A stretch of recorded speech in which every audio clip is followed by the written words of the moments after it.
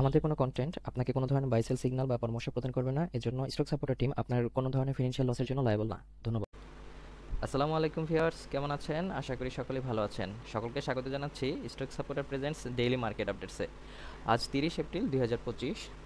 আজকে মাসের শেষ কর্মদিবস ছিল।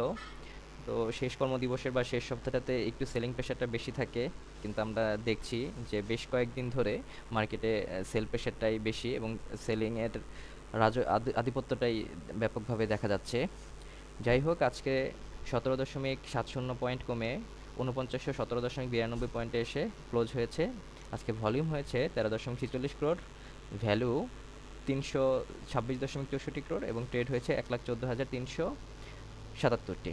মার্কেট ট্রেন্ডে আজকে পজিটিভ ছিল বা আপ ট্রেন্ডে ছিল 158টি স্টক, নিউট্রালে 62টি এবং ডাউন ট্রেন্ডে 175টি। Market sentiment bearish.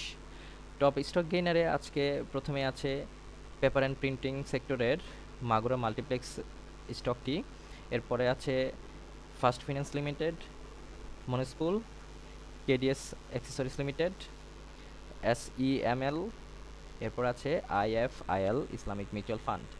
অন্যদিকে টপ লুজারে আছে ডাচবাংলা ব্যাংক PLC, এরপর আছে EPGL, HR tex, continental insurance, progressive life এবং Midas financing. Top sector by গেইনে আজকে টপ সেক্টরটি হচ্ছে টেক্সটাইলের 27টি স্টক আপ ট্রেন্ডে আছে, নিউট্রালে আছে 9টি এবং ডাউন ট্রেন্ডে 22টি। এরপরে সেক্টরটি ইঞ্জিনিয়ারিং, এরপরে আছে mutual funds, general insurance, pharmaceuticals and chemicals, bank. অন্যদিকে টপ সেক্টর বাই ভ্যালুতে আজকেও কিন্তু ব্যাংক সেক্টরটি শীর্ষে আছে। টোটাল টার্নওভার হয়েছে 73.35 ক্রোড়, এর মধ্যে এ ক্যাটাগরি স্টকে টার্নওভার হয়েছে 51.6 ক্রোড়। এর পরবর্তীতে আছে pharmaceuticals and chemicals, food and allied, fuel and power, textile.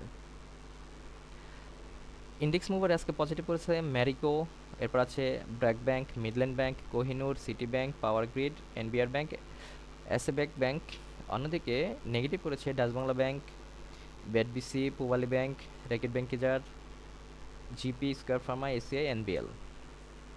আজকে ব্লক ট্রানজেকশনে সবচেয়ে বেশি ট্রানজেকশন হয়েছে এনভয়টেক্সের 13,64,000, যার ভ্যালু ছিল 57.97 মিলিয়ন।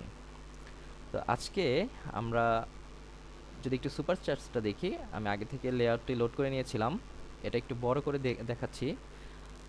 আমাদের এই বক্সটাই আসলে আমাদের শেষ ভরসাস্থল। মার্কেট সেন্টিমেন্ট বলেন আর মার্কেট স্ট্রাকচার বলেন, এখান থেকে মার্কেটকে কিন্তু ঘুরে দাঁড়াতেই হবে। যদি মার্কেট এখান থেকে ঘুরে না দাঁড়ায় 4891 বা 90 বা এর আশেপাশে, এটা নিচে যাওয়া যাবে না, এটার উপর থেকেই যদি মার্কেট ঘুরে না দাঁড়ায় তাহলে কিন্তু ব্যাপক ডিজাস্টার আমরা দেখতে পারবো। তো আশাবাদী এই কারণেই যে দেখেন এখানে কিছুটা চেষ্টা করেছিল এই এই এই সেকশনটাতে বা এই পোর্শনটাতে, এখানে কিছুটা চেষ্টা করেছিল এবং অর্ডার ব্লকের এই পজিশনটাতে দেখেন এই সবুজ ক্যান্ডেলটা কিন্তু আরেকবার ট্রাই করেছিল মার্কেটকে উপরে নিয়ে যাওয়ার, এবং দেখছি যে মার্কেট আস্তে আস্তে করে এটা বলেন আবার এবং এটা বলেন, এই দুইটা ক্যান্ডেল দিয়ে কিন্তু বডি যেহেতু ছোট হয়ে যাচ্ছে এবং তাহলে কিন্তু বলা যায় যে সেলিং প্রেশারটা কমে যাচ্ছে আস্তে আস্তে। তো মার্কেট ইনশাল্লাহ আগামী সপ্তাহে এখান থেকে ঘুরে দাঁড়াবে, সেটাই প্রত্যাশী এবং এটা ঘুরে দাঁড়াতে হবে। তো দেখা যাক আগামী সপ্তাহে কি হয়। তো সে পর্যন্ত সবাই ভালো থাকুন। আসসালামু আলাইকুম।